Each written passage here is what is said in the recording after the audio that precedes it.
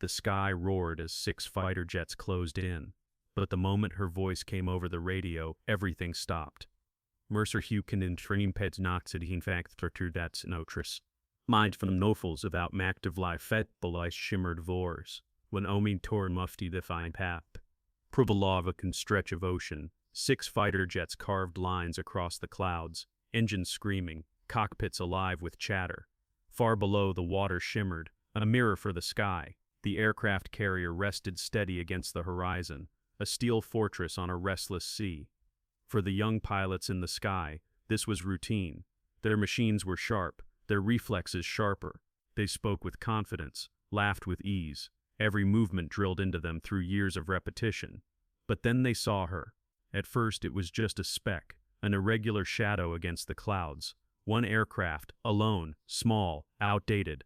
Command, we've got an unidentified, one pilot reported. Calm, professional. But beneath the words, a flicker of curiosity. The plane didn't match any current design. Its paint was worn, its frame too old for modern combat. It didn't belong here. And yet it moved with precision. Not stumbling, not lost, flying like it knew exactly where it was going. Copy, the tower replied. Proceed with caution. Surround and escort out of range. The jets adjusted formation, banking hard, their engines roaring louder, slicing through the air like blades. 6 young pilots, armed with speed and confidence, closed in around a single intruder. They spread wide, wings flashing in the sunlight, a perfect circle tightening around the lone aircraft. Unidentified, you are in restricted airspace. Identify immediately. Static answered. Repeat. Identify yourself. Still nothing. The pilots exchanged uneasy glances behind their visors. Command. No response. Target is ignoring warnings. The tower hesitated. The silence dragged. Then, hold fire. Maintain position. 6 jets hovered in lethal formation, their radars locked, weapons armed. But the old aircraft did not run, did not climb, did not dive. It simply held its line. Steady, calm, almost defiant. One young pilot muttered under his breath, "What is she doing?" No one answered, because none of them knew. Then the radio crackled, a burst of static, a pause, and then her voice. Calm, steady, unmistakable. "This is Valkyrie." The word detonated like thunder. 6 cockpits went silent. 6 pilots froze. Even the tower fell into stunned quiet. Valkyrie. It was a name that belonged to the past, a name whispered in training manuals, buried in stories that sounded more like myths than history. A call sign never meant to return, and yet, there it was, alive, real. Tarika, did she just say Valkyrie? That's impossible. Valkyrie's gone. She's been gone for decades. But no one laughed. No one dismissed it. The tone of her voice, calm, commanding, weathered, was not something you could fake. Legends had a sound, and this was it. On the carrier deck, alarms blinked. Officers rushed to screens, headsets pressed tight. Confirm that call sign. Cross-check every file. That ID hasn't been active in 20 years. Yet the signal was clear. The voice was real. The tower keyed the mic, voice trembling despite protocol. Unidentified aircraft, Valkyrie, state your intention. Just passing through. The 6 jets tightened around her, but none dared to fire. None dared to even speak. They had trained for intruders, for enemies, for threats, but not for this. The sky belonged to them a moment ago. Now it felt like it belonged to her. Lofting die Ides belonged to Bunzum. Lofted belonged to my Fallerhue, because Valkyrie wasn't just a call sign, it was a ghost. Instructors had whispered the name like a warning. Pilots had passed it like folklore. Missions no one admitted. Operations erased from records. Victories buried with the fallen. And at the center of it all, her. Some said she had vanished in battle. Others swore she had walked away, choosing silence over medals. But no one expected her to come back. The sky roared as 6 jets closed in, but one voice turned power into silence. And as the sun dipped lower over the horizon, the young pilots realized they weren't chasing an intruder. They were flying in the shadow of a legend. The sky was alive with sound. 6 fighter jets roaring in formation, the ocean beneath them trembling from their engines. And yet inside those cockpits, there was only silence. A silence no one wanted to break, because she had spoken. And the name she gave wasn't a name at all. It was a legend. Valkyrie. The lead pilot's hands hovered over the controls. His throat tightened under his helmet. This can't be right, he whispered. Another voice cut in, shakier. My father, he told me about Valkyrie. Said she disappeared before I was even born. Shut it, the lead snapped, but his voice carried cracks of doubt. They were trained for intruders, trained for threats, trained for enemies, but not for ghosts. One the carrier, chaos erupted. Run the audio again, barked a commander, slamming his fist on the console. I want every database searched, now. Technicians scrambled, their fingers flying across keyboards, headsets pressed tighter, sweat dripping. The same word blinked on every screen. Valkyrie, active call sign.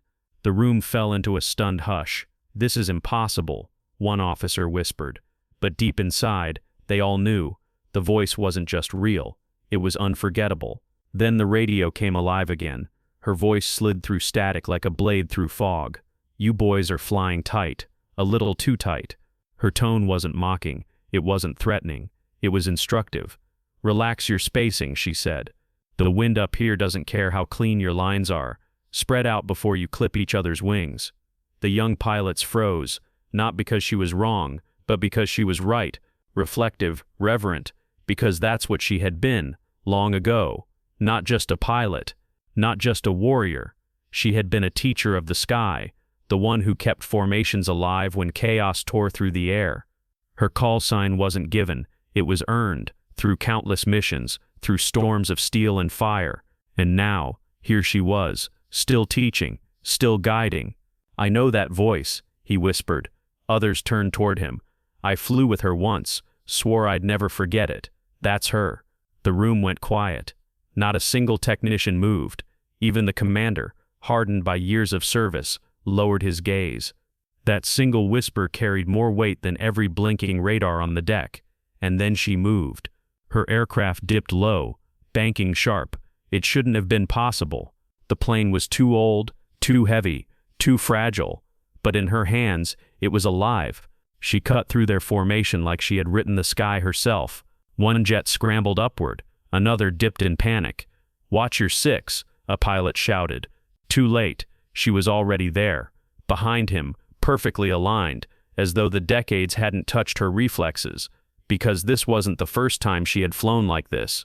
Years ago, in skies no one wanted to remember, she had pulled the impossible, outnumbered, outgunned, out of time, and still she survived. They called it madness. They called it luck. But those who had been there knew better. It wasn't luck. It was Valkyrie. Did you see that roll? That shouldn't be possible. Another pilot swallowed hard. That's her. It has to be her. The lead pilot's voice cracked. We're not facing a relic. We're facing history. And none of them dared to touch their triggers. The sky itself seemed to hold its breath. 6 jets, state-of-the-art machines, hovered in formation, yet every young pilot inside them felt small, clumsy, unworthy, because the woman flying the old, outdated craft moved as if she owned the heavens, 1 against 6, but it never felt that way, not for a second. Finally, one young pilot broke the silence. His voice cracked over the radio, unsure whether to speak at all. Ma'am, is it really you? Static answered at first. For a heartbeat it felt like the sky mocked him for daring to ask. Then her voice came. Calm, low, certain. Names don't matter, what you carry does. The words cut deeper than any missile could, because he understood, even if he didn't fully know why. In his cockpit the young pilot's eyes blurred. He thought of his father, who had once whispered the name Valkyrie like a prayer, a story of survival against impossible odds. He had grown up believing it was just that, a story, a myth. But now, the myth flew beside him, and he realized that no simulator, no textbook, no lecture could have prepared him for this moment. Balk on the carrier, officers leaned closer to monitors.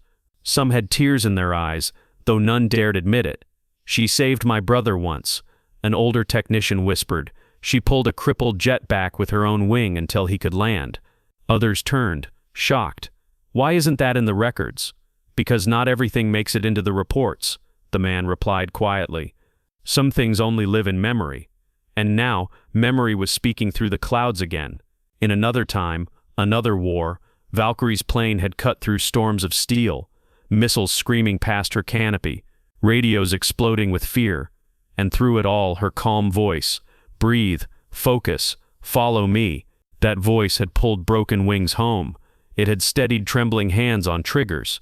It had reminded lost pilots that the sky was survivable, even when everything said it wasn't. And now, decades later, she spoke again, not to win battles, but to remind the new generation what it meant to carry a legacy. Dafik first stepped into a barrel roll, diving straight between two jets before either could react. She leveled out, perfectly aligned with the lead, her nose just off his wing. His alarm screamed, too close, but she was steady, dead steady. "Relax," she said over the radio, almost amused. "Your throttle's fighting you. Ease off by 2%. He did. His jet smoothed instantly, and his heart sank, because in seconds she had corrected a mistake he hadn't even realized he was making. She wasn't here to fight. She wasn't here to threaten. She was here to teach, to remind, to guide. Even now, after decades of silence, she was still Valkyrie, the guardian of the skies. On the carrier, the commander finally exhaled. His voice carried over the comms, steady but reverent. "All units, stand down. Do not engage. Do not pursue." The words shocked the younger officers. "Sir, we can't just let her go." "Yes," the commander interrupted, voice heavy. "Yes, we can, because we owe her that." The bridge went silent. Orders weren't questioned anymore. Respect overruled protocol. One of the youngest pilots couldn't hold back.